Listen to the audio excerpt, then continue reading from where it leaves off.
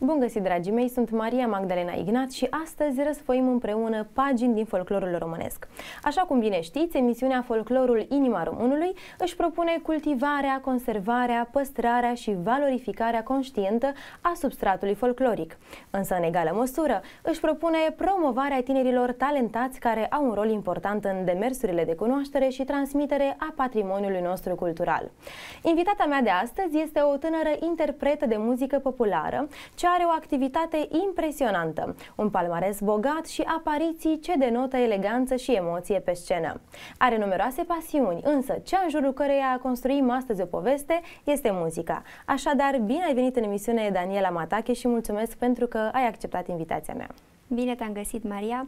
Iată, în postul mare se întâmplă minuni și este o mare minune că sunt în această seară la tine în emisiune și sunt la Constanța, că mie îmi place tare mult la mare. Ai bătut drum special pentru emisiune și țin să-ți mulțumesc încă de la început pentru faptul că ai venit. Noi ne cunoaștem de câțiva ani.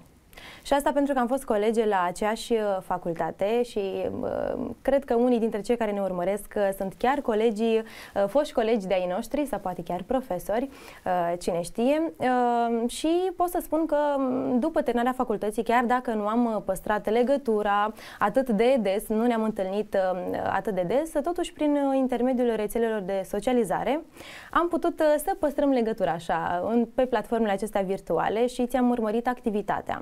Și în ultimii ani chiar am observat că ai evoluat extraordinar de mult în ceea ce privește profesia ta. Mulțumesc tare mult, Maria! Vorbim, da, de anii facultății. E un pic deprimant, ca să zic așa, pentru că nu mă așteptam să treacă atât de repede și când eram noi în facultate și îmi spunea cineva, wow, să vezi ce dor o să duci, nu credeam. E bine, acum trăiesc asta pe pielea mea și atunci când mă întâlnesc cu un coleg de la conservator sau de la cealaltă facultate, mi se pare atât de simt din nou tinerețea, ca să zic așa. E ireal, dar e o bucurie de câte ori ne revedem.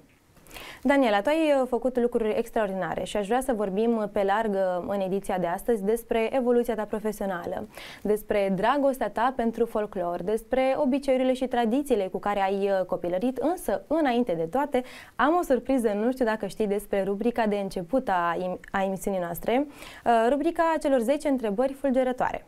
Îmi plac provocările, așa că să vedem despre ce e vorba. Deci, fără frică să procedem. Prima întrebare. Cum te-ai descrie în 3 cuvinte? Defecte sau calități? Aici depinde. Cum consideri tot? Da? Eu zic că ai mult mai multe calități decât defecte, așa că... Bună, credincioasă și de vreme acasă. Deci numai bună de măritat. Definește muzica printr-un singur cuvânt. Emoție. Doină sau horă? Horă. Era să zic geampara acum, de când stau în Dobrogea, îmi venea să spun geampara. Doină sau horă? Horă. Horă. Deci întotdeauna pe veselie, și pe dans. Dispoziție. Bun. Deși în suflet e un fel de doină baladă, dar vorbim mai târziu despre asta. Anotimpul preferat este? Vara. De ce vara? Că îmi place la mare. Atunci cred că vin chiar de 10 ori la mare pe vară. Wow! Da. Asta spune multe despre tine. Poate că ar trebui să te muți la mare. Poate, cine știe, după emisiunea ta se întâmplă minuni. În săptămâna mare, da. Și te muți aici la Constanța. Ce-i drept, chiar vorbeam înainte de a intra în emisiune despre faptul că nici eu, vorbind despre anii facultății la vremea respectivă, nici eu nu credeam că o să mă mut în Constanța. Cumva Bucureștiul era orașul ideal la vremea respectivă pentru mine, dar uite că nu e neapărat așa, așa că poți să te muți oricând, nu se știe. N-ai cum să fugi din calea destinului. Asta poate te clar. cheamă dragostea, poate te cheamă un proiect, cine știe, deci se pot întâmpla și schimba foarte multe. Melodie de suflet din repertoriul propriu sau din repertoriul altui artist este? Iubirea mea. Este din repertoriul propriu? Da. O să vorbim despre această piesă puțin mai târziu. Poate ne spui cine a compus-o, care este mesajul versurilor, cine a orchestrat piesa. Bun. Mergem mai departe. Ce culoare alege pentru o tonalitate minoră, pentru o piesă aflată într-o tonalitate minoră? Roșu. Roșu? Nu mă așteptam la culoarea asta. Dar pentru o piesă compusă într-un tempo allegro? Verde. Verde. relaxează. Deci viu, dinamic. Da. Care este cel mai mare sacrificiu pe care l-ai făcut pentru muzică?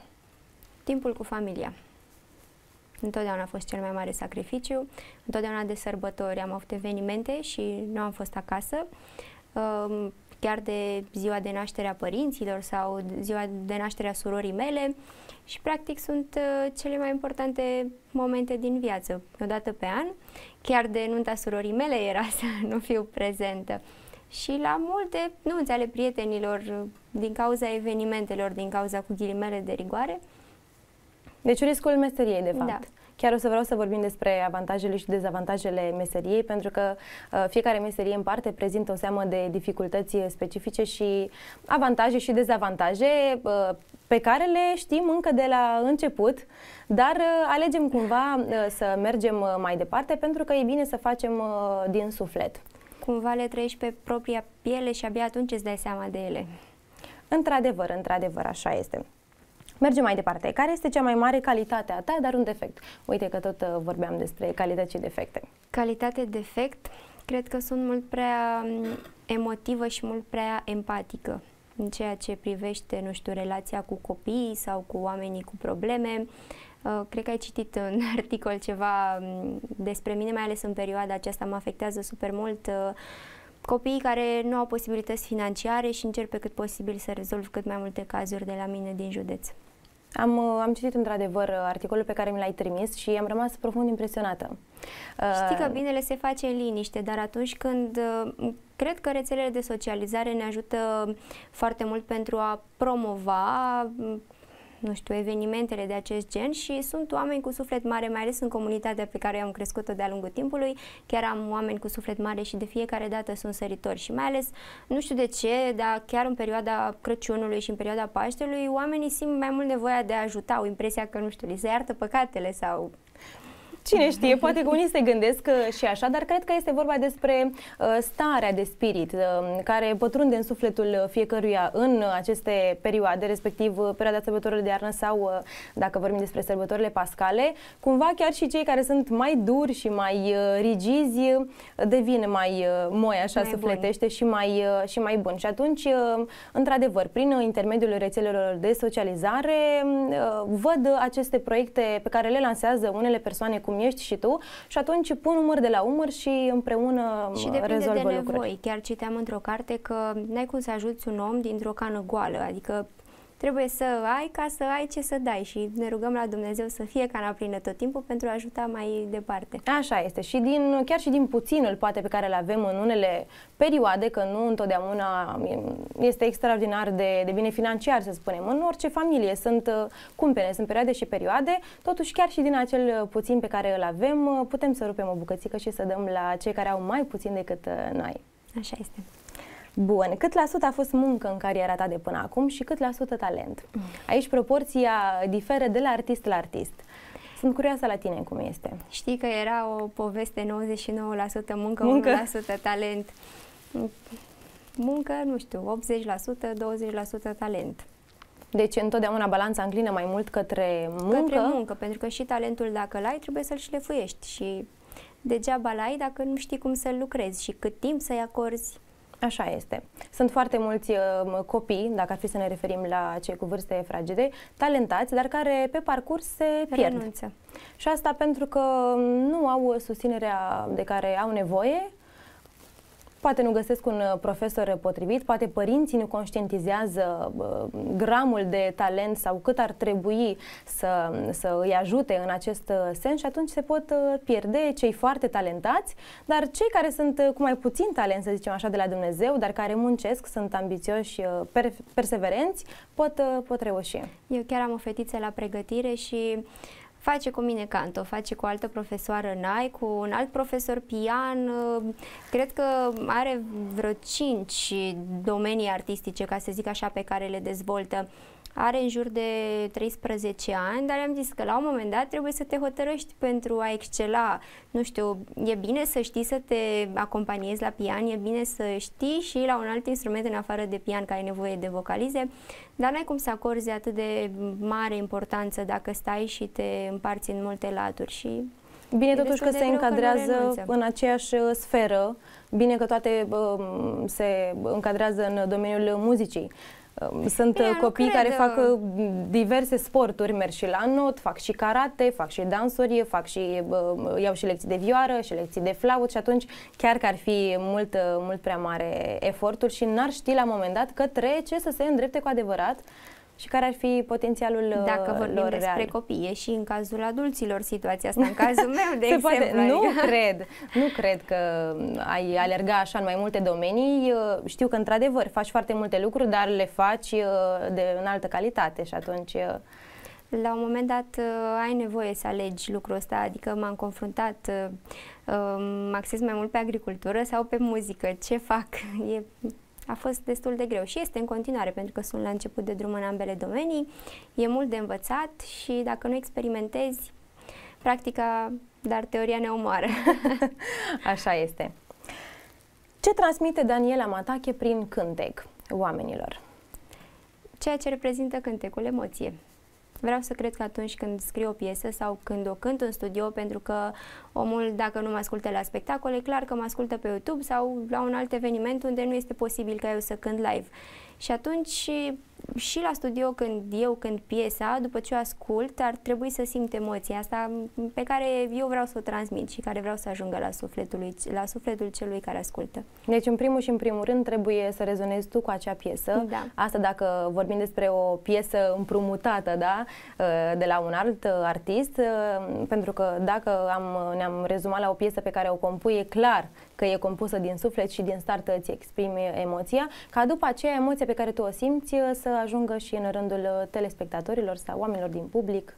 Bine, dacă mă pui să cânt despre dușmani sau așa, nu aș rezona, pentru că eu sunt în bula mea în care toți oamenii sunt buni, am prieteni și oameni apropiați și îți dai seama că poate nu aș transmite celor care au dușmani sau care simt piesa asta sau vai câte probleme am avut în viață eu la 26 de ani, n-aș putea să cânt despre asta. În schimb, pot să cânt despre iubire, pot să cânt despre, nu știu, frumusețe, despre țară, despre... Deci este un repertoriu adaptat vârstei tale și adaptat experiențelor de viață pe care le-ai trăit până în prezent. Daniela, te anunț că setul celor 10 întrebări a luat sfârșit.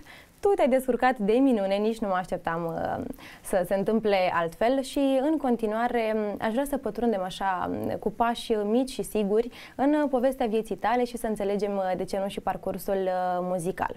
Așadar, care este leagănul copilăriei tale și care sunt cele mai frumoase amintiri pe care le păstrezi în memorie din acea perioadă? Este foarte greu să mă abțin să nu vorbesc. Știi că eu vorbesc tot timpul, mama mea e moldoveancă și cumva simt nevoia să mă exprim prin cuvinte foarte mult. Păi, eu te înțeleg cel mai bine acum. M-am născut în satul Căldărăști, județul Buzău. Am făcut școala generală acolo și din clasa 9 am plecat la București, dar până ajungem la București, la clasa 9, am făcut multe în copilăria mea, în special, nu știu, muzică, dar nu muzică la modul profesionist. Cântam în corul școlii până prin clasa 7-a, când am început să iau lecții de canto, pentru că am vrut să dau la liceu de artă și mi s-a părut normal să mă pregătesc foarte bine. Am făcut și teorie muzicală mult mai mult decât făceam la școală. Dar copilăria mea a fost foarte frumoasă, pentru că țin minte și acum toate jocurile pe care le făceam la țară. Chiar asta voiam să te întreb. Care erau jocurile specifice copilăriei? Mă jucam elastec, mă jucam cu păpușile, aveam magazin tot timpul și ulterior s-au îndeplinit toate lucrurile, pentru că chiar ceea ce fac astăzi în domeniul artistic, prezint evenimente, aveam acasă cumva ca un zid așa pe care mă urcam, nu știu, undeva pe la clasa 4-a, 5-a, dar atât de bine țin minte momentul ăla, că acum de fiecare dată când sunt pe scenă, parcă mă văd acasă în fața publicului imaginar. Și aveam în mână, nu știu dacă mai știi tu, erau pe vremuri, că noi vorbim acum. Bine, pe vremuri. Erau și spray-urile, nu știu dacă am voie să zic Impuls, dacă nu tăiem. E ok. Și aveam un spray de ăsta și tot timpul stăteam cu el în mână și aveam spectacolele mele și nu era zi în care eu să nu vorbesc cu publicul meu imaginar. Da. Și acum îți dai seama că am prezentat cu bot gros, cu toată lumea, adică în fața mii de oameni și mi se pare o emoție a copilăriei, iar acum de fiecare dată când îmi pun obiective, nu știu, la început de an sau de ziua mea, îmi pun obiectivele pe hârtie pentru că așa rezionez eu cel mai bine.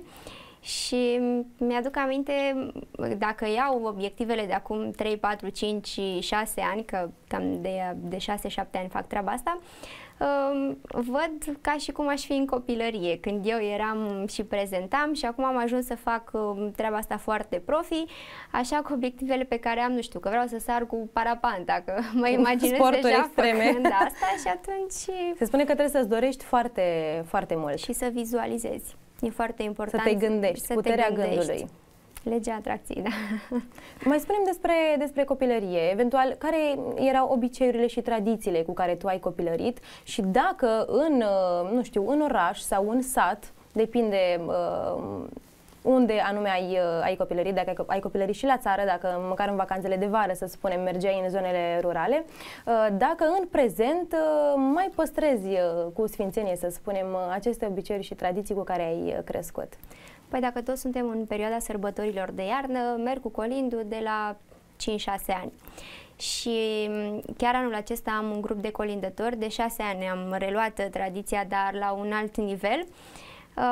Mergeam cu colindu cu o trăistuță, când aveam trăistuță, când nu mi umpleam buzunarele și când ajungeam acasă număram, eram atât de înghețată și mami spunea: nu te mai duce, pentru ce te duci, că doar nu murim de foame, nu mă duc pentru asta, mă duc să cânt și să aduc bucurie oamenilor, că ai văzut ce te bucuri și tu când vine cineva cu colindul.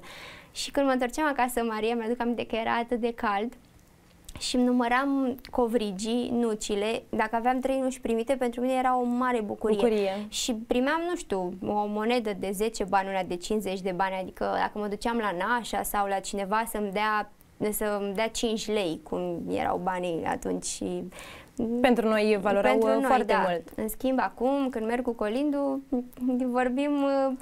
nu știu, mergem și caritabil, dar mergem și pe alte sume, ca să zic așa. Mai aveam hranul bisericii pe 6 noiembrie de Sfântul Nicolae și în fiecare an cântam acolo pricesne și colinde, că era tot în perioada deschiderii postului. În prezent mai mergi la biserică, mai cânti aceste pricesne? La biserică merg, dar mai cânt doar în noaptea de înviere. Din păcate, de hram nu prea m-am mai nimerit pe acasă. Tot așa, din cauza evenimentelor, să spunem, din cauza. Da, din cauza din cauza sau datorită, astea sunt circumstanțele, activitatea. Da, și intervin tot felul de lucruri pe care nu ți le dorești sau sunt în alt oraș și nu poți ajunge acasă. Deci acestea erau jocurile copilăriei, dar și obiceiurile și tradițiile cu care tu ai crescut. Pe unele dintre ele le-ai păstrat și le duci mai departe și probabil că le transmiți și elevilor tăi. Sunt tare curioasă cum primesc ei aceste sfaturi.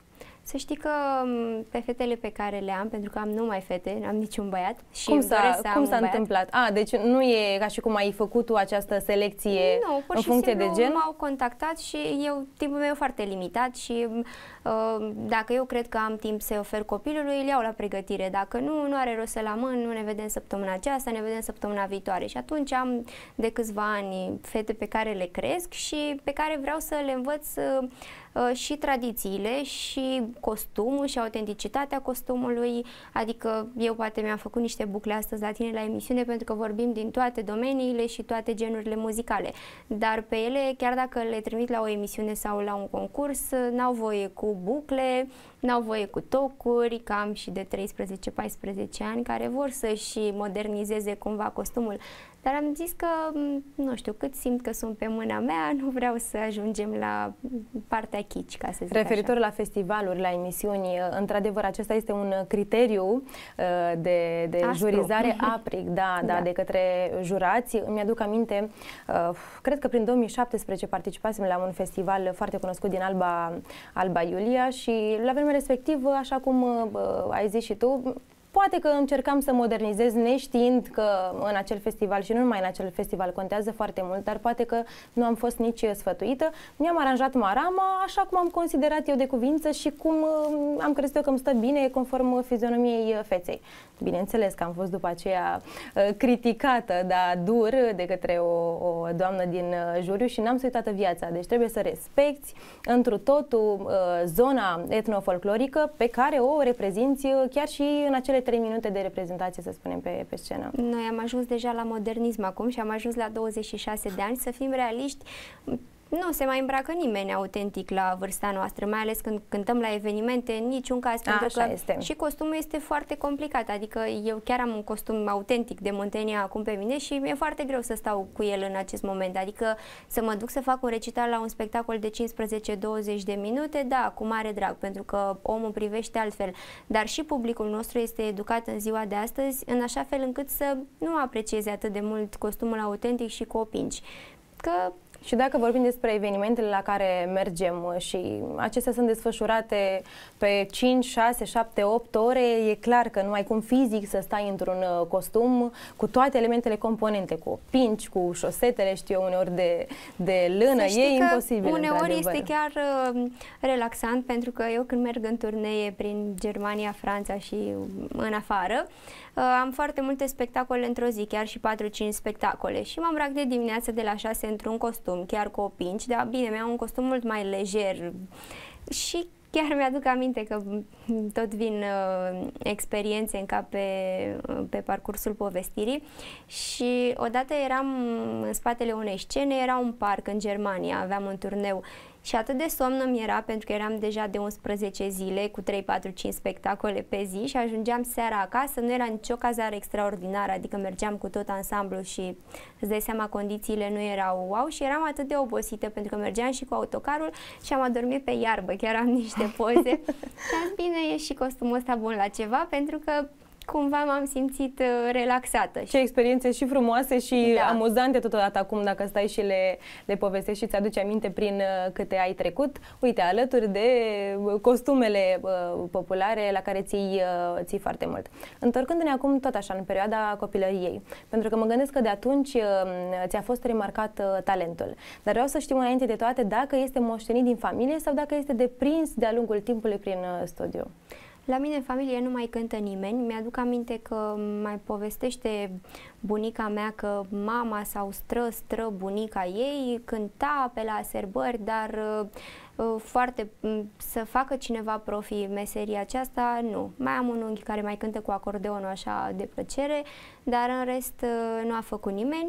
Și cum au reacționat toți din familie în momentul în care au văzut că tu pășești pe acest drum și o faci sigur? Să știi că m-am confruntat undeva pe la, clasa 7-8-a, când am început eu să iau cursuri de canto, să iau lecții de canto. Sora mea spunea, nu mai cânta prin casă că ne-ai nebunit. Și am avut noroc cu tatăl meu care a crezut în mine și mi-a zis în continuu, mergeți și lăsați fata să se dezvolte și să facă ce simte ea. Și acum, dai seama, toată lumea vine la spectacole și la concertele Sunt mândri mele. în momentul în care te văd, fie la televizor sau poate chiar real, când tu ești pe scenă și ei sunt în public. Categoric. Ce părinte nu ar fi mândru să-și vadă copilul pe scenă sau la un post de televiziune? Cu toate acestea, sunt curioasă dacă tot ei sunt și cei mai mari critici ai tăi și dacă aceste critici te ajută să evoluezi. Să știi că mama mea este cel mai mare critic, a fost dintotdeauna. Nu îmi spune cum să vorbesc sau dacă am greșit ceva atunci când am vorbit. În schimb, în ceea ce privește ținuta, niciodată nu plec de acasă. Astăzi nu am avut-o cu mine, dar sunt cu soacra surorii mele și la fel e un fel de mamă. Și ea mă îmbracă tot timpul, mai ales când am un costum mai complicat sau vreo ținută, vreo roche mai deosebită. Întotdeauna îmi spune, nu merge asta cu asta, adică schimbă-te sau nu-mi place sau... Deci nu este genul acela de mamă care te laudă și îți spune că îți stă bine întotdeauna doar pentru că e subiectivă. Și nici nu m-ar ajuta, sincer, treaba asta.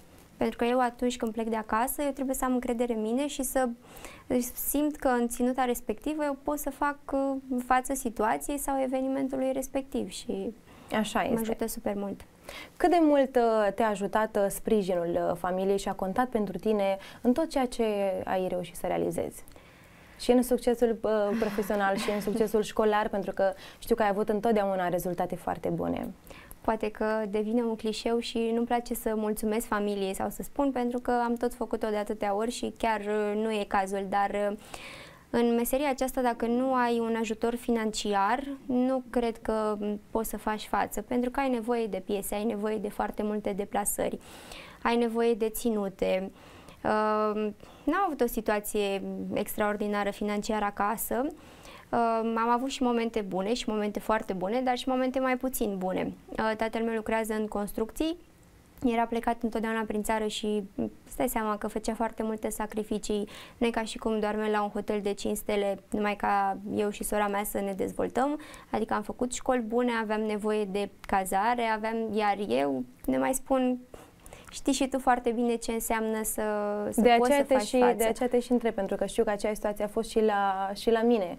Dintre toți copiii, cumva, eu ceream cel mai mult. Deci cerințele din partea mea erau cele mai mari și, la fel, părinții erau nevoiți să muncească poate că mai mult decât ar fi putut să o facă fizic, tocmai pentru a ne mulțumi pe fiecare dintre noi. Iar domeniul acesta artistic este un domeniu care, într-adevăr, aduce cu sine și cheltuieli foarte mari. Dacă ne rezumăm strict la ținutele pe care le purtăm, costumele tradiționale autentice, nu cele stilizate, cele cumpărate din comerț, care au prețuri accesibile, atunci vorbim despre costuri mari.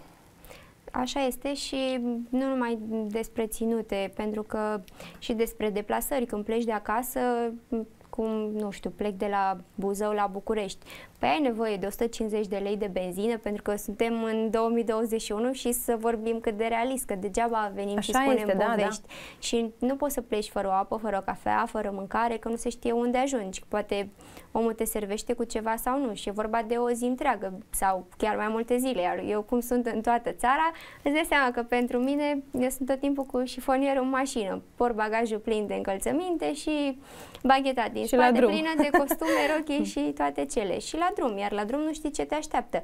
Pentru că mi s-a întâmplat de foarte multe ori să fac pană, să pățești ceva la mașină. Trebuie să fii pregătită. Și trebuie să fii pregătită, da. Și astea sunt cheltuielile din prezent, dar dacă ar fi să stăm să ne gândim câți bani au cheltuit părinții noștri pentru a ne pregăti în domeniu, pentru ca noi astăzi să putem să oferim ceea ce oferim pe scenă, chiar și pentru 2-3 minute, cum am zis și mai înainte, pe scenă sunt costuri foarte, foarte mari. Și o piesă. Să ne gândim ce înseamnă o piesă.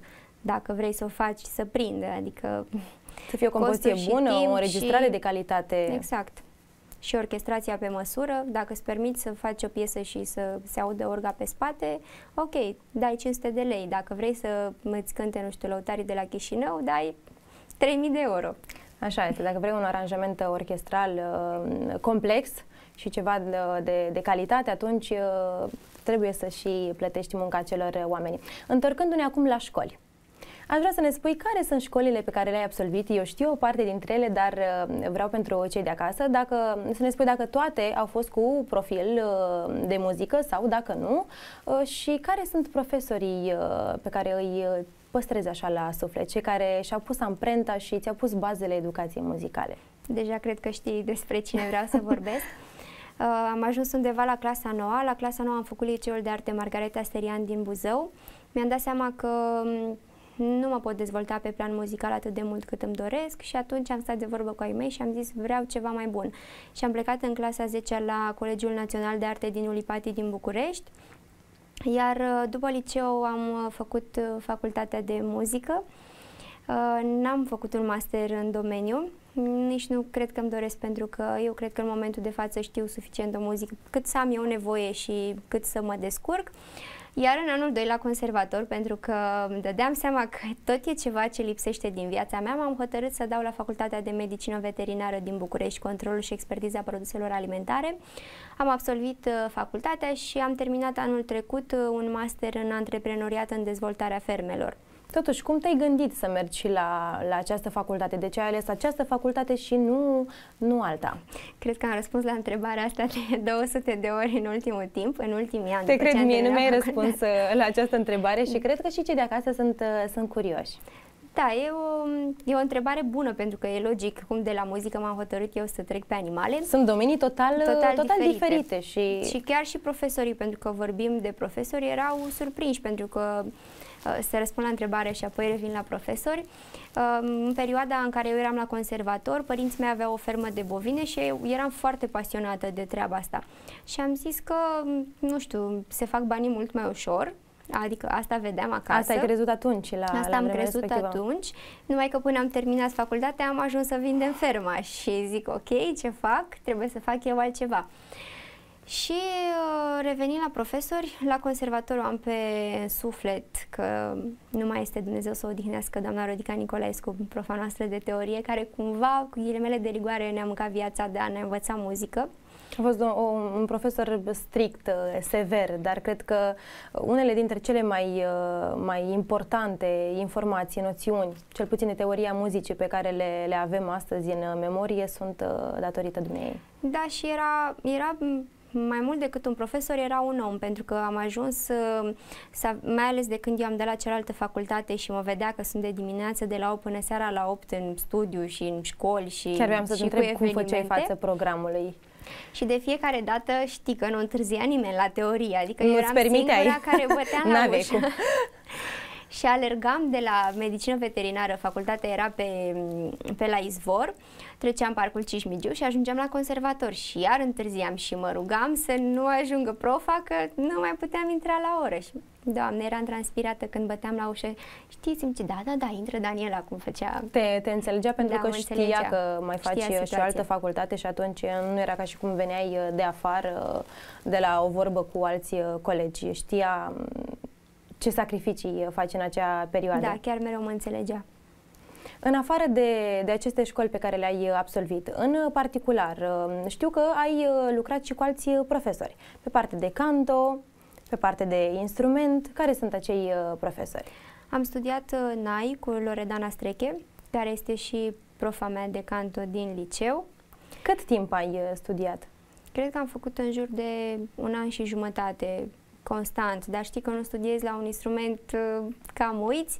Eu m-am dat foarte mult pe partea de agricultură și medicină veterinară și chiar nu am mai avut timp. Dar mi-ar plăcea într-o zi să reiau așa studiul la NAI, pentru că am câteva proiecte în cap, câteva piese pe care aș putea să le combin cumva cu solistica vocală.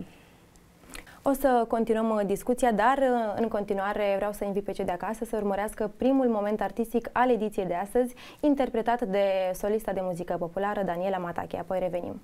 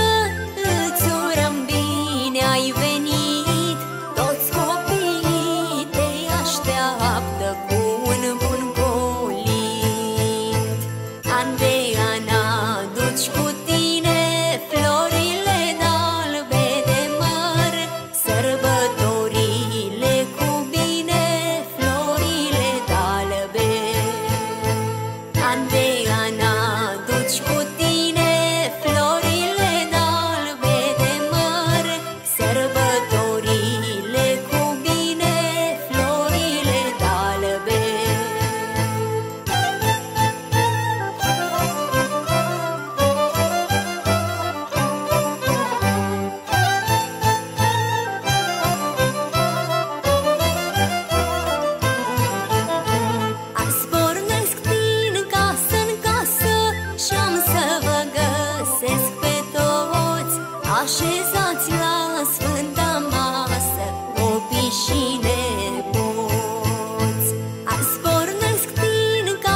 casă și am să vă găsesc găsesc pe toți așezați la sfânta masă, copii și nepoți.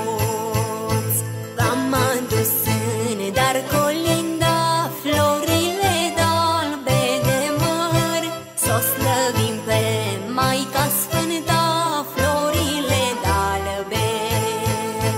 V-am adus în dar colinda florile d'albe de măr, s-o slăvim pe Maica Sfânta, florile d'albe.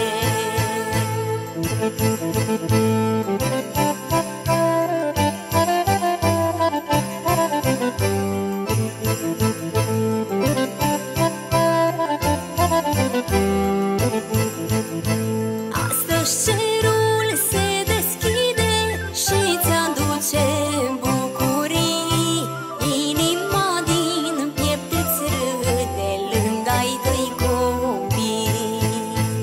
Astăzi cerul se deschide și-ți aduce bucurii, inima din piept îți râde lângă-ai tăi copii.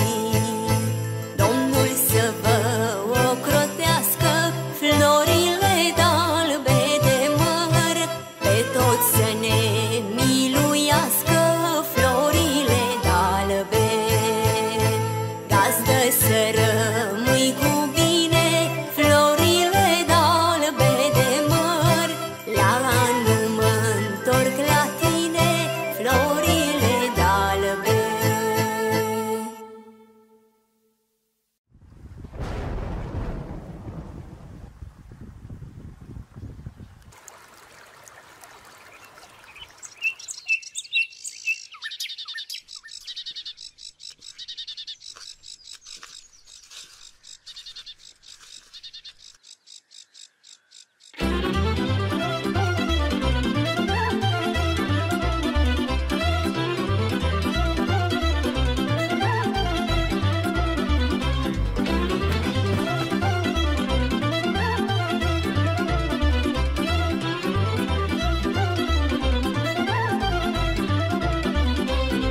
Foaie verde mărgărit, tot am zis că m-a mărit. Dragostea nu m-a găsit, mirele nu s-a ivit. Foaie verde mărgărit, tot am vrut să mă mărit. Dragostea nu m-a găsit, mirele nu s-a ivit. Vremea tot s-a înșirat și-am uitat de măritat. Și când nu m-am așteptat, dragostea tot m-a aflat. Vremea tot s-a înșirat și-am uitat de măritat. Și când nu m-am așteptat, dragostea tot m-a aflat. Firariel de măritat, ani întregi l-am așteptat. Și de el când am uitat, uite na că l-am aflat. Firariel de măritat, ani întregi l-am așteptat. Și de el când am uitat, uite na că l-am aflat.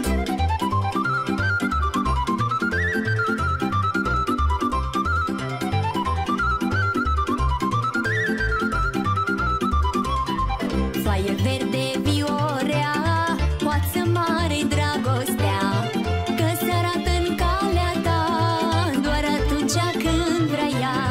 Foaie verde viorea, poață mare dragostea, că se arată în calea ta doar atunci când vrea ea. Dar și atunci când se arată, inima îți fură îndată, cununia-i ca legată, viața toată-i lumea.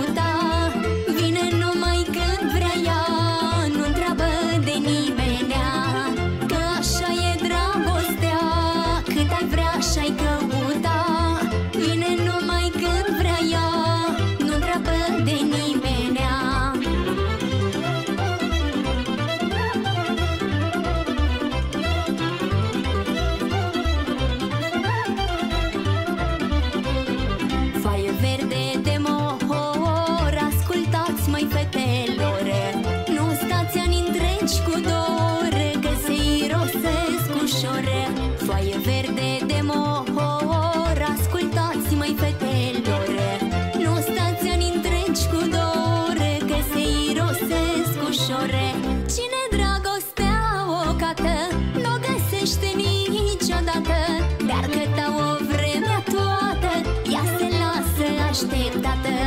Cine dragostea o cată, n-o găsește niciodată. Dar căta o vremea toată, ea se lasă așteptată. Și apoi verde de o cucută, cine de dragoste uită, nu așteaptă vreme multă, una, două face nuntă. Foaie verde mărgărit, eu pe toate le-am pățit, dar acum zic cinstit, eu azi mâine mă mărit.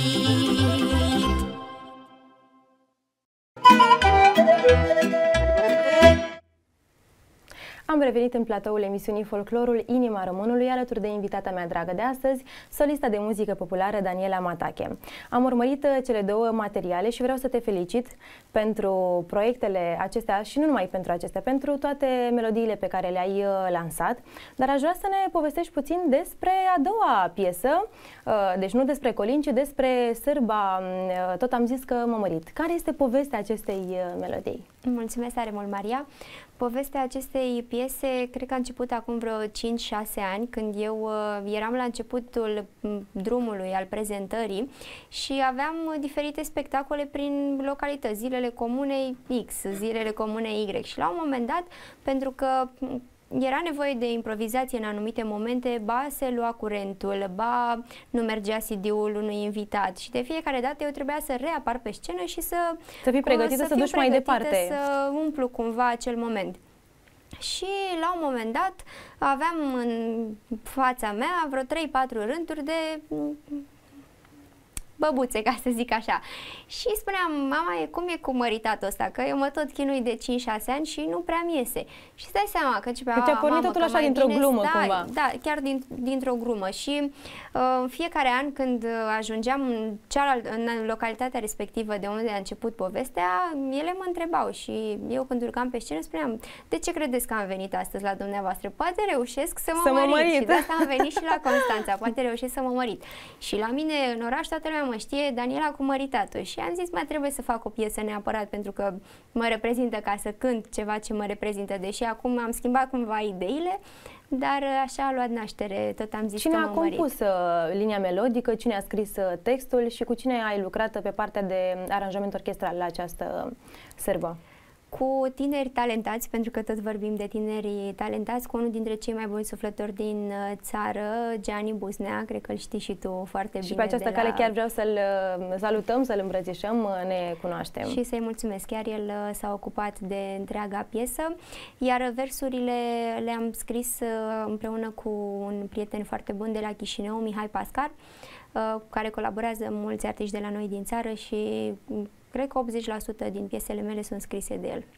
Iar ca și locație, unde anume ai filmat? Chiar la tine? Ca și locație am filmat la mine în județ, într-o zonă cunoscută la nivel internațional, Bisoca se numește, chiar așa se numește, Bisoca Tărâm de Vis, o zonă de munte. M-am bucurat de multe locații, au venit toate așa pe momente, adică eu am plecat cu gândul să filmez la Bisoca, dar nu mă așteptam să-mi iasă în cale carul cu boi sau să ajung la căsuța de poveste să iau celelalte cadre cu războiul de țesut. Deci toate au ținut cu tine, da. Dumnezeu le-a așternut în așa fel încât să-ți conturezi povestea. 2-3 ore în acea zi, dar într-un final am făcut un videoclip foarte frumos, zic eu. Te felicit. Chiar sunt proiecte mai mult decât reușite. Și aș vrea să ne spui totuși despre costumele populare pe care le porți cu drag. Sunt costume autentice, tradiționale, românești și știu și persoana care te ajută în acest sens și pe această cale vreau și eu să-i mulțumesc pentru că și pe mine m-a ajutat, dar aș vrea să te las pe tine să povestești despre ea pentru că e un om extraordinar.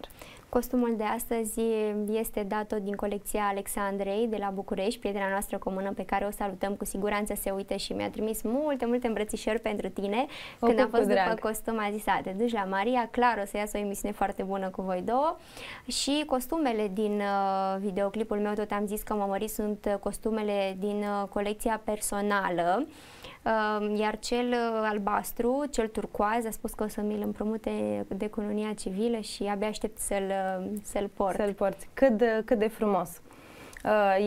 E un lucru extraordinar ce face Alexandra, pentru că sunt persoane, poate chiar în domeniul muzicii, care au poate chiar și mai multe costume sau mai puține, dar nu ar putea niciodată împrumuta nici măcar o ie, pentru că noi știm care este valoarea unei astfel de piese, iar ceea ce face ea este extraordinar. Să poți să dai cu suflet, nu numai o piesă componentă, ci toate piesele componente, un costum întreg. Să spunem pentru cei de acasă că Alexandra nici nu cântă, este e mult spus simplu, colecționar, e pasionată de a culege piese din... Este o pasionată avidă, să spunem așa, pentru costume. Nu se satură niciodată de a cumpăra și a găsi și a achiziționa costume populare, autentice, știe fiecare colț, fiecare rom de pe fotă, tot ce reprezintă. Dacă vrei să știi tot ce înseamnă o zonă folclorică în ceea ce privește costumul popular, poți apela cu încredere. Așa este. Cunoaște simbolistica cusăturilor, cromatica care diferă de la o zonă etnofolclorică la alta și toate particularitățile unui costum tradițional românesc. Și ea chiar poartă la serviciu în fiecare zi câte o ie. În viața de zi cu zi o altă ie. Da. Foarte, foarte frumos. Daniela, din păcate, timpul este cel mai mare dușman al nostru. Am ajuns la finalul emisiunii, dar nu am vorbit despre toate subiectele pe care noi ni le-am propus, fapt pentru care eu zic că trebuie să mai bați un drum la Constanța. Te invit cu drag și în cadrul altei ediții, pentru că aș vrea să vorbim și despre muzica macedonească pe care o cânti foarte frumos și nu numai, și despre celelalte proiecte. Mulțumesc încă o dată că ai venit și felicitări pentru tot ceea ce faci și Doamne ajută în proiectele viitoare, atât în cele din viața personală, cât și cele din viața profesională. Mulțumesc tare mult, Maria, pentru invitație. Mă bucur că am reușit într-un final să ajung la Constanța. Cine știe, poate după emisiunea asta o să se întâmple să vin mai des, pentru că, făcând o glumă, tot am zis că m-am mărit, poate vede cineva emisiunea. Bineînțeles că este un pamflet ceea ce spun acum.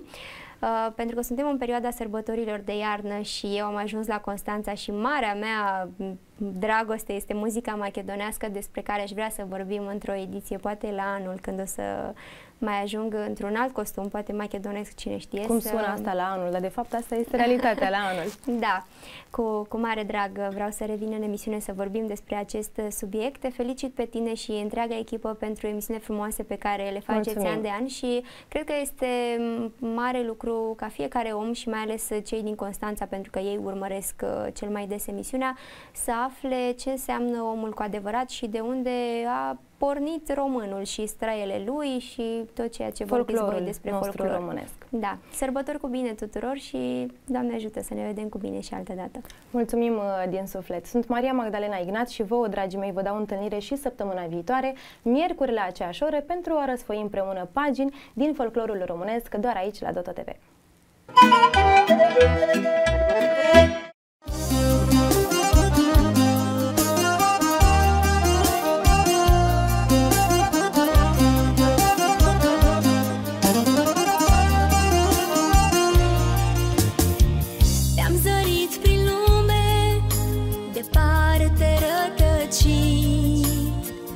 Nu credeam să te apropii, să fii al meu iubit, dar ai fost ca roa dimineților târzii.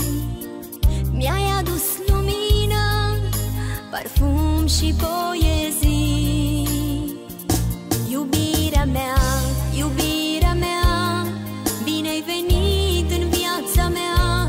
Cu ochii tăi, cu gura ta,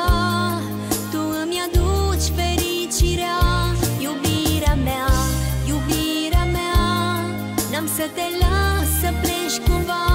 Vreau să rămâi, să fim noi doi în lume întreagă călători. Iubirea mea, iubirea mea.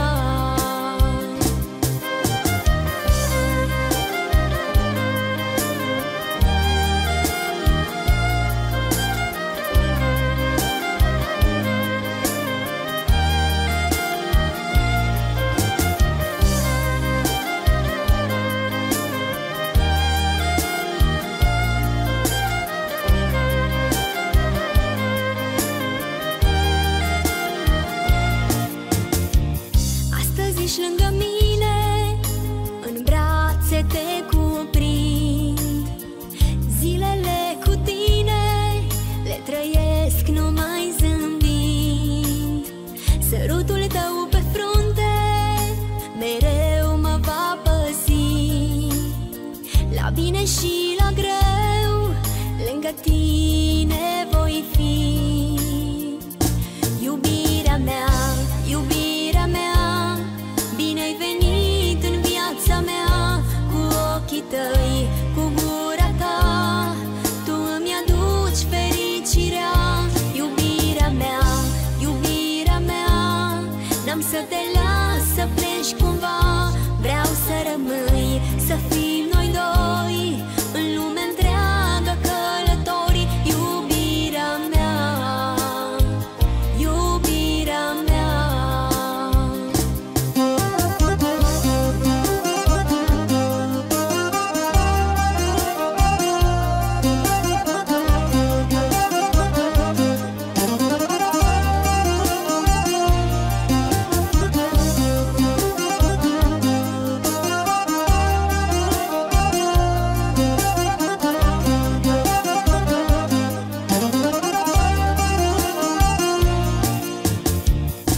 Iubirea mea, iubirea mea, bine ai venit în viața mea.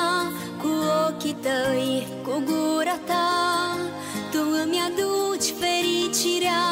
Iubirea mea, iubirea mea, n-am să te las să pleci cumva. Vreau să rămâi, să fim noi doi, în lume întreagă călători. Iubirea mea, iubirea mea, bine ai venit în viața mea. Cu ochii tăi, cu gura ta, tu îmi aduci fericirea. Iubirea mea, iubirea mea, n-am să te las să pleci cumva. Vreau să rămâi, să fim noi doi, în lume întreagă călători.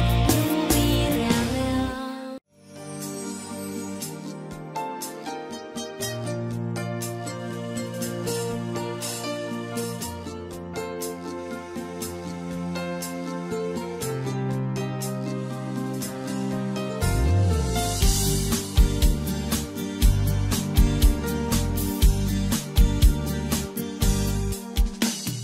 Cine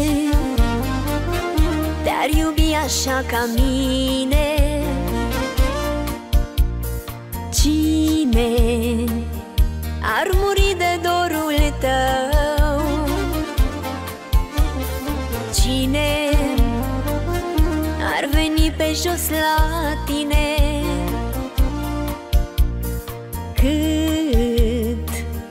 Cât ar fi drumul de greu. Toate dorurile mele strânse în inimă la mine, le trimit să-ți spună ele cât de mult țin eu la tine.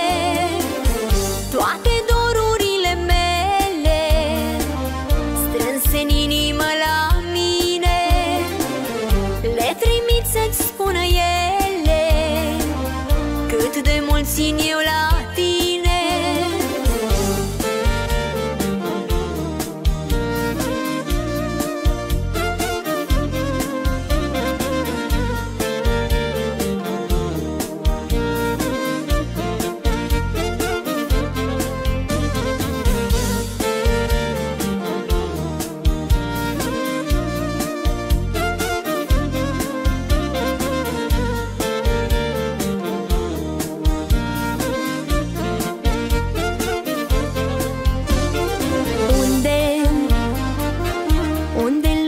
Asta oare?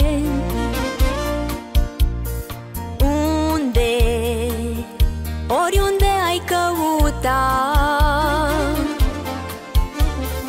Unde găsești dragoste mai mare?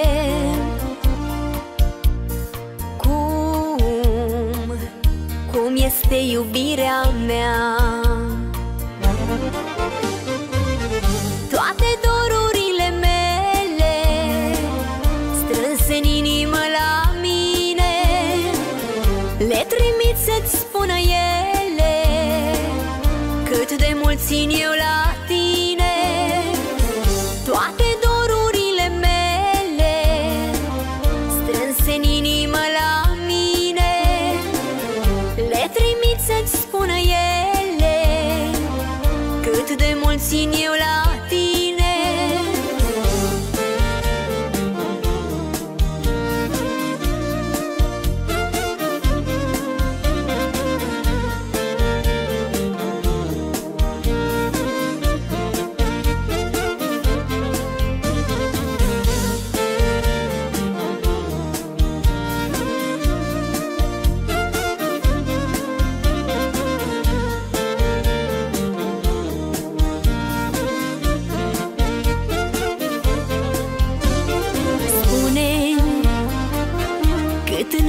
Și în stele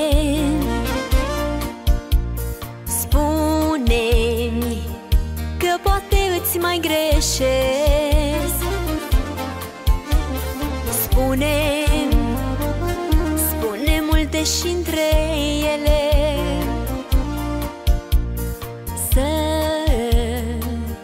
să nu uiți cât te iubesc. Toate dorurile mele strânse în inimă la mine le trimit să-ți spună ele cât de mult țin eu la tine. Toate dorurile mele strânse în inimă la mine le trimit să-ți spună ele cât de mult țin eu la tine.